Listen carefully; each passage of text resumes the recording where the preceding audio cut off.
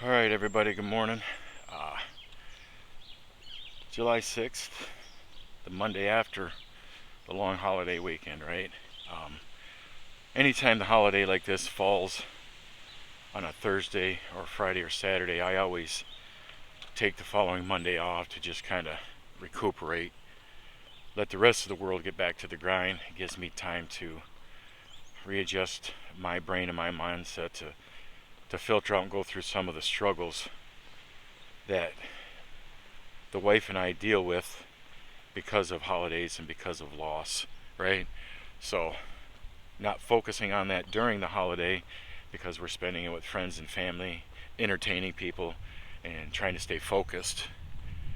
The Monday after the weekend usually just is a major decompression tool that I've been able to use now for quite a while, and it's a huge help to me. The older I get, the closer I get to my work career being done and looking to see what I'm going to do after that. I'm not a guy who plans on retiring and traveling the world. Neither I or my wife want any part of that because I'm a restless person. I'll have to stay doing something. But this time around, I want it to be because, have it be a job or a position because I want to do it, not because I have to, right? So I have several goals that I'm striving towards. One, making sure that my house is at least very close to being paid off by the time I'm 65. I'll be 54 in January. So, that gives me 11 years. So we kind of got to get on the ball with that. And secondly, is to have something in place that I enjoy to do that I can supplement our income um, and not necessarily having to dread going to work. And I don't dread going to work now. I love the position that I have. After over 20 years of digging dirt, laying pipe, driving truck, that type of thing, takes its toll on the body and everything like that. And all kudos to the men and women that are still out there doing it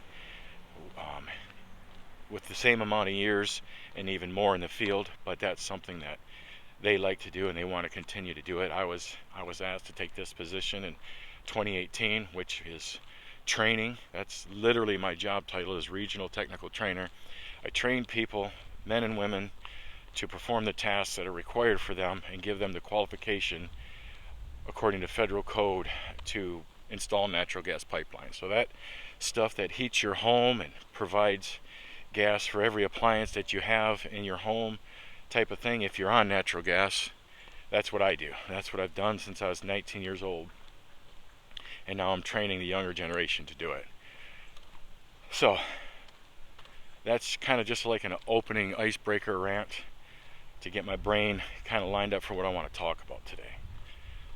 So yesterday I posted a short video, and if you haven't had a chance to watch it, go watch it. It's only about 15 minutes long, if that. I'm kind of ranting on myself, right? The mindset that I had of towards the evening, with calories being so low, being really fatigued after even a great arm workout and abs and shoulders yesterday afternoon, which was Sunday afternoon, which will now probably be my dedicated arm day, so that I don't skip those exercises, because that's what I've always been tempted to do and have done, is take the exercises that you usually put towards the end of your workout, delts, arms, tries, calves, abs, all that kind of thing, and we kind of looked at it as, I'm already worn out from what I call the main exercises. I'm just going to hit a couple of those and when we're gone. Well, after years of doing that, you see the effect that it had, which is lagging body parts, right? And we don't want that. Not if you're going to do a bodybuilding show. And not if you just want to have a complete physique, whether you're doing a bodybuilding show or not, right? So it was kind of me ranting last night about, I was done yesterday. I was hungry, was tired, probably took 2-3 naps yesterday, which is unlike me. My calories have been running low all weekend long, simply because of being so busy, having people over for the 4th, and just different things like that. When I get busy and I have projects, I put eating in last place just to get done what I'm trying to get done. And I kind of knew I was going to do that, so it helped me keep my calories low. But at the same time, if you starve your body for what it needs, especially when you get really, really deep into a body fat cut, which the wife and I are since mid-March, so I'm sure it's probably 20 weeks in or so, right around there, give or take, which is a long time to be on a cut. Most say we should take a maintenance break, but actually what I did this morning is I reduced my calories from 2200 to 2100. And I'm going to up my cardio and my walking because, to be honest, I'm getting tired of being on this cut. I'm going to make my body do what I want it to do, regardless of how miserable I'm going to get. For me, the best thing to do is stay busy when I'm feeling hungry. The time that it affects me the most is nighttime, bedtime, when I'm sitting in bed, chilling, reading, watching TV, that type of thing. That's where the snack stuff wants to start hitting. For me, I use Kratom, which helps divert my mind. I'm currently off our GLP-1 that we're reusing, which I did a video on that, retatrutide, and everybody says it wrong, but for short, everybody calls it RET. It's the newest GLP-1. Works phenomenally. Currently have about 8 people using it, and it's worked for them. Again, if you have questions about any of that, just DM me on Instagram or here, okay? So yeah. So today I kind of want to talk about a subject that I started studying shortly before I did the video episode on approach with caution. And if you're looking through my past videos, it would be the one with the bear and the lion and the gorilla standing with a sign behind him that says approach with caution, right? And it was that video, it was triggered by a conversation that I had had with somebody, and it taught me a lesson on how to approach people, right? This episode I want to deal with something that came out of that, a little study that I did looking up some numbers and some statistics. This primarily is going to deal with the Christian world, right? But now this doesn't mean this isn't going to be a preaching thing. This isn't going to be something where non-Christians are going to have to get all uptight about. I am a man of faith, but that isn't what this channel is about. I'm just dealing with a certain segment of people as I would deal with other segments, maybe older people, maybe younger people, right? There's all kinds of people groups, organizations, things like that, right? So this one here is primarily going to be dealing with the church, people within the church community. So my background a little bit is from being in a Baptist church since I became a Christian way back in like 1995, 96. So, 30 years ago or whatever. As time had gone on, I had just witnessed, especially within Baptist circles, but like I said, I did a study and did some digging on metrics and numbers and things. So this was really across the whole, every denomination kind of a thing. The entire Christian church world is overweight, obese people, especially in ministry, right? Now, this trickles down to the people in the pew as well, right? Because as that old saying goes, so goes the pulpit, so goes the church, right? And if the people in the pulpit, whether it be the main person, guest people, whatever it is, missionaries, and again, I am not trying to offend anybody here. I'm just going to touch on something that needs to be talked about. People can ask, who do you think you are? Well, I am somebody who knows scripture. I am somebody who's been around a long time. I am somebody who's been in the health community. I am somebody who knows what it's like to have people twist scripture for their own liking or mock things and stuff like that, right? And I kind of want to deal with that because, number one, there is an epidemic in the pulpit. By in the pulpit, I mean ministry at large. People that are in a certain type of ministry. It could be missionary, it could be pastor, it could be teachers, within the church. It could be parachurch organizations, so many of them. And there are a lot of out of shape, I'm just going to put it that way. And if this is you or not, right? I don't need to pinpoint body types. I don't want to seem like I'm marginalizing anybody or picking on anybody, because that's not what this is about. But we live in a time and age where you really can't talk about anything because everybody wants to say they're offended, and then nothing gets done, right? But as far as the Christian perspective, the world of the church, I honestly believe one of the things we're doing to devalue our effect on the world is the way we present ourselves. Now, a lot of people will talk about Christians and being angry people, or being belligerent people, or being racist, or being whatever other type label you want to throw on them, right? And one of the things that especially the Christian world does not want to deal with, but the world sees it, is out of shape, obese people, okay? How are we going to teach some of the truths and values of Scripture, one of them being self-control, if we do not have self-control over our bodies, all right? And that has to do with more than just health. That has to do with anything you consume in your brain as well as into your stomach, okay? Primarily, I'm going to deal with what we consume into our stomach, but that's also a mental thing. What is it that you're thinking or not thinking that's causing you to do this to your body? To not only remain out of shape and do nothing about it, but you continue to add and compile on top of the problem you already have. It should be a red flag for every person of authority, parent, pastor, politician, whatever it is. If you are a Christian, or if you are a leader in any shape or form, but again, I'm dealing with the church, right? If you're a person of authority, one of the first things people notice when you walk into a room and you stand wherever you stand in your position of authority, and you take control of a room and eyes are focused on you at whatever capacity, be it in front of a large crowd of people, be it you're going to talk to a small group, you're going to do a community service at a pregnancy center, whatever it is.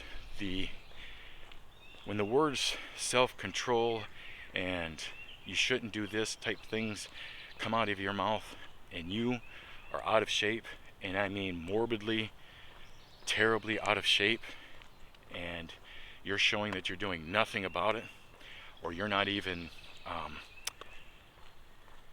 talking about the fact that you're out of shape and you're standing in front of these people, or maybe it's an online writing ministry that you have, and people go and look up your profile and they see that you're out of shape, and they see you mentioning nothing about, you're out of shape and you're trying to do something about it. That will gain more respect. Even if you're out of shape, if people know that you are doing something about it and you show evidence that you've taken control and you're moving towards a better body and a better lifestyle, they're going to respect you, and you kind of de-weaponize that one thing that they have against you.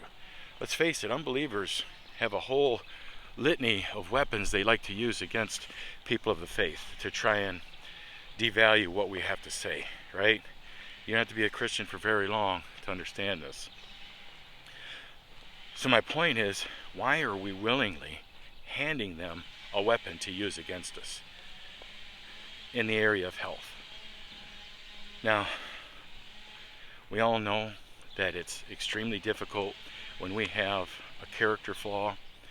Maybe it's anger, maybe it's gossip, maybe it's the propensity to lie, maybe it's slothfulness, lack of prayer, lack of reading scripture, lack of whatever it is, not putting your spouse and your family first, not being the best you can be on your job, all these things that Christians should be known for. And one of them is definitely somebody who cares for the body that they were given. All right? Now, I want to approach this kind of in a delicate way where I'm not coming off as offensive. Okay? I told the truth about the fact that the numbers and studies of the obesity epidemic amongst pastors alone is very high. Okay, the study that I had read, I think it was called Dallas Project. It was, I can't remember the exact name. I can look it up, but I'm pretty sure it was a study that was done out of Texas by an organization. And I went across the whole church world, and then I minimized it to the Reformed world, and then I minimized it to the Baptist world, right? And they had over 40% of the people in ministry, meaning pastors, over 40% of them obese, and I'm pretty sure it was 6 or 16% morbidly obese. Now, if that isn't an indication about and a black mark on the pulpit, I don't know what is. And it's something that needs to be handled, okay? I'm sure there are other well-known people that are trying to deal with this. Myself, I'm just me right now, trying to get a message out, trying to get a service and help out to people, because one of the holdbacks or even excuses that Christians will use is, I don't have a lot of money. And let's face it, most of the Christian world, the majority of them are just blue-collar people who are having a tough time making a living, supporting their families, especially the way things are right now. The price of gas, the price of groceries, the price of interest rates on your homes. You're doing everything you could possibly do to just raise a couple kids in this environment. But that does not mean that you shouldn't be taking care of your health. Yes, access to really good food is terrible. It's expensive, okay? The system is designed that way. But even with that, God has provided ways and means and people to help Christians with that. And I don't mean this in an arrogant way, but I am one of them. I've been in this game a long time. I know what healthy is. I know what unhealthy is. I've been unhealthy many a times throughout my Christian life. Got myself in shape only to let it go again. And if you watch my first video, you've seen how much lifting is a part of my identity. Now, a lot of my lifting career had everything to do with being big and strong. And there was a purpose behind what I was doing. But the older I got, the more I realized I can't stay that big anymore. I'm not young, okay? But I'm not going to use it as an excuse. I could have been more healthy even in those times. So there's resources. There's ways in the food department where, a lot of people say, well, I've got 2 kids, 5 kids, whatever it is. I've got a lot of meals to make. You can still make healthy meals for your kids and make big meals. There's nothing wrong with a goulash, right? But there are ways that you can prepare it, and meal portioning and things like that, to make sure that your kids are eating healthy. There's snacks and treats that we can cut out of their diet. And we've been guilty of this with our children too, right? But I'm just telling you, there's ways. So I'm eliminating the excuses right now that most of the Christian world has when we start dealing with this topic. Yeah, food's expensive right now. Very true. Gas is expensive right now. Okay? Well, that's why walking and cardio can be done for free. You say, I can't afford a gym membership. I'm going to tell you right now, you can get every bit as in shape using a Planet Fitness gym as you can any gym. Is it my preferred gym? Absolutely not. Okay? But I would much rather have somebody in a gym than not in a gym. And Planet Fitness has very good deals. And I myself can tailor an entire workout around the equipment available at a Planet Fitness. And it has everything you would need to get yourself in shape, lose weight, and get the body that you want, which will take time. All right? I have the knowledge to, and so does many people, I'm not just pointing to myself here, but to put together meal plans. And this isn't an advertisement. To put together meal plans that will help you. Okay? You can eliminate a lot of the foods. You can actually save money by eating healthy because you're going to eliminate garbage food. Okay? Now, this doesn't mean for the rest of your life you can never have a donut, a potato chip, a couple of slices of pizzas. What this does mean is no longer should you want 3 donuts, half a pizza, and sit down and eat an entire bag of Ruffles and wash it down with a sugar-loaded pop. That's what it means, okay? And that's really what I'm trying to drive to here. So, the excuse of not having the money for food is out, because you can eliminate foods and save money and spend it on whole foods, your fruits, your vegetables, your dairy, your meats, okay? Special preparing for parents as opposed to kids, right? Well, we like to have family dinners, you tell me. Okay, good. There's nothing wrong with preparing separate meals for you and your spouse and for your kids, all right? We do it all the time. Now, our kids are older. They primarily feed themselves. We just provide the food, right? And there's only one really that we're paying for her food anymore, okay? She's 15. The rest have jobs, and one's getting married, and one's out of the house, that type of thing. So meals for us are anymore, we might have a family meal once a week or something together. We just make sure our daughter has food and she eats when she wants. We have certain foods in the house, that type of thing. So it can be done. What I'm trying to say with that is having the excuse, well, that I have to prep a whole bunch of things. Really, if you can cook a meat, a vegetable, and a starch for a meal, or a stew, or a pasta, or whatever it is you're making, you can take the extra 5 minutes in prepping a meat, a fruit, and a vegetable for yourself when you go on a cut. Now, I don't like to use the word diet because it's a trigger word. I like to use the word lifestyle of eating, okay? And being on a cut means you're going to cut the calories because you're overweight, and we need to get you down to a body weight that suits your body type and what you're trying to do. And that can be figured out too. But again, remember, it's going to be hard work. It's going to be dedication. It's going to be discipline. There will be times where I can motivate you, or you can motivate yourself, or you can watch motivational videos, but that stuff's only going to get you so far, okay?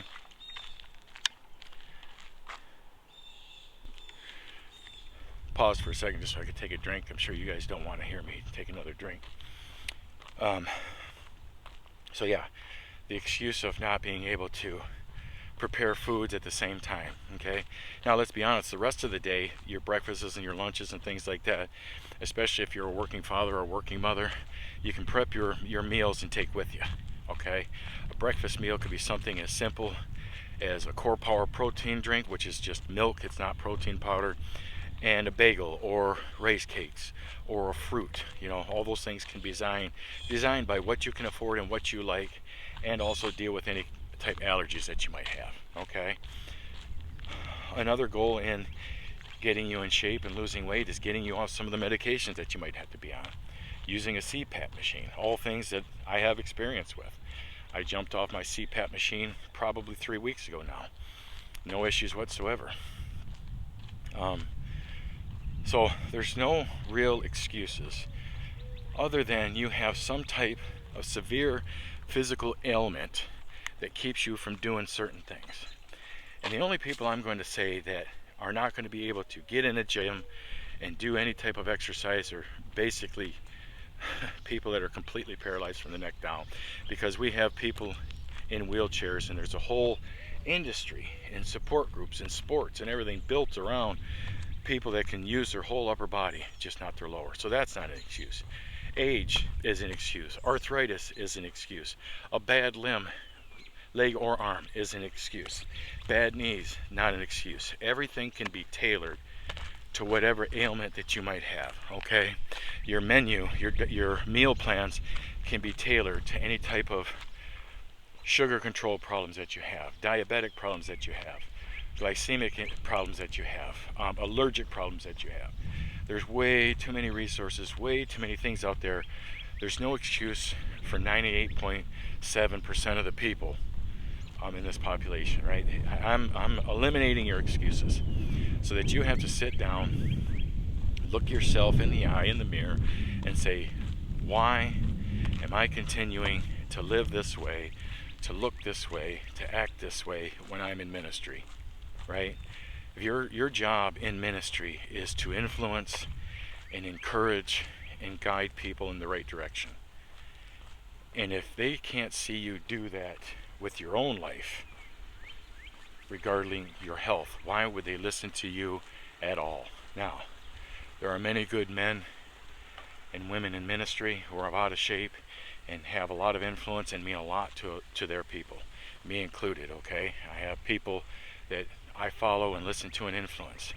But this is an area that I personally am trying to help some of them with, okay? This isn't an attack.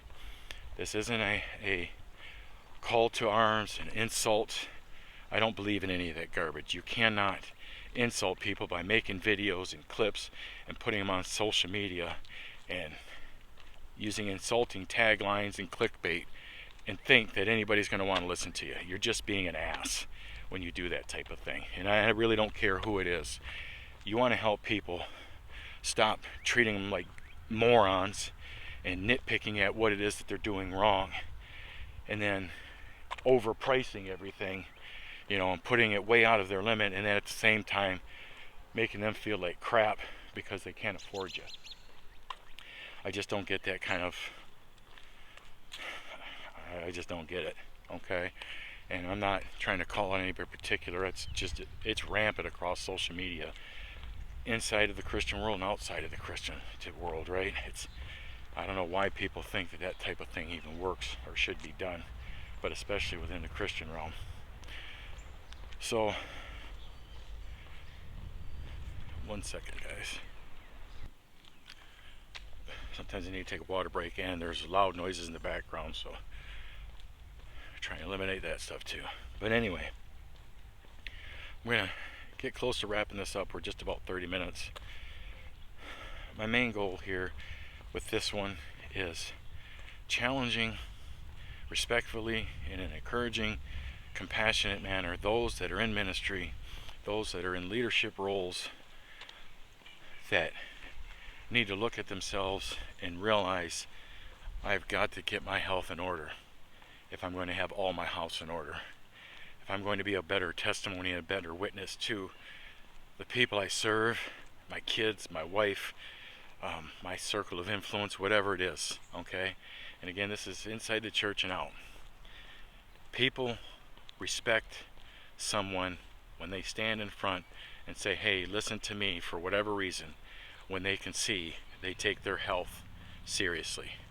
That means they are someone who should be, at least from the beginning, taken seriously, unless there's another character flaw they find out about. But at least from the first initial interaction and contact they have with you should be, if I see somebody who is saying I should listen to them, or they have a message for me, no matter what that message is, and I'm looking at them and they are just someone who doesn't take their health seriously, it shows me they don't have discipline. It shows me they're not willing to pay a price. It shows me they're not willing to make a sacrifice and do the hard things to get themselves out of what got them to where they are. Because I'm someone that has, and not just in the area of health, my mental stability. I've been through a lot of tough things, and I've basically had to implement things in my life on my own to get me out of those, right? If I see somebody that isn't willing to pay that price, there's a big chance sometimes, unless they really impress me with what they got to say, that I'm not going to listen to them. And I'm not going to have, at least in certain areas, respect on certain things that they say. Doesn't mean I throw everything out.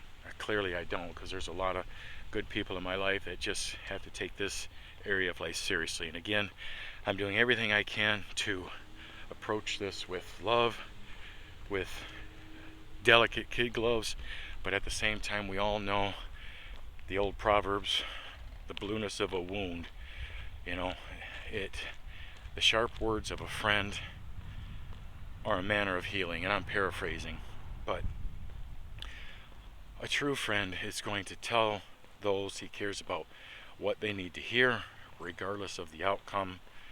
It's kind of like the old, if my friend was blind and he was walking on a dead-end road that ended with a cliff, right?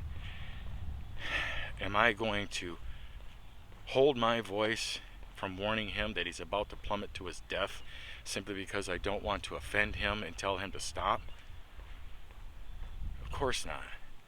Then why don't we apply the same logic, as cliche as that might sound, and I know everybody's heard that. Why would I not do the same in any area of life where someone I care about is headed to that cliff? Okay? And I think I just gave myself a thumbnail and the title of this walk, right? These are kind of more difficult than you realize. Yeah, I got a lot of stuff in my head that likes to come out, but putting it in a manner where it's conducive and flows okay and really helps and gets people attention, that's a little bit more difficult. In making sure I walk delicately in the areas that should be, you know, I'm teaching myself as well, because I want my message to get to a lot of people, and I don't want to purposely offend. Some people are going to get offended regardless of what you do, right? And there's nothing you can do for those people. But then there's a lot of people that know they need to hear what you have to say. They need somebody to speak on exactly what it is you're speaking on, because it relates to them. And this goes right along with people that might not be super out of shape but could be in better shape. Okay, the day and age we live, everybody should be working out at a gym. And the more sedentary your job, your career, and your life is, the more desperately you need to be in a gym, regardless of your age. Okay, there's a workout for everybody regardless of your age, and programs can be designed to get you feeling better, being stronger, and living healthier, even if you're in your 80s and never worked out before. That can all be handled. And my wife and I can help you with that. So I'll cap this off by saying I'm just trying to encourage everybody. You need to be honest with yourself. Take a look at yourself in the mirror and ask yourself, am I tired of being a bad testimony? Could I be a better testimony to everybody that I'm trying to influence?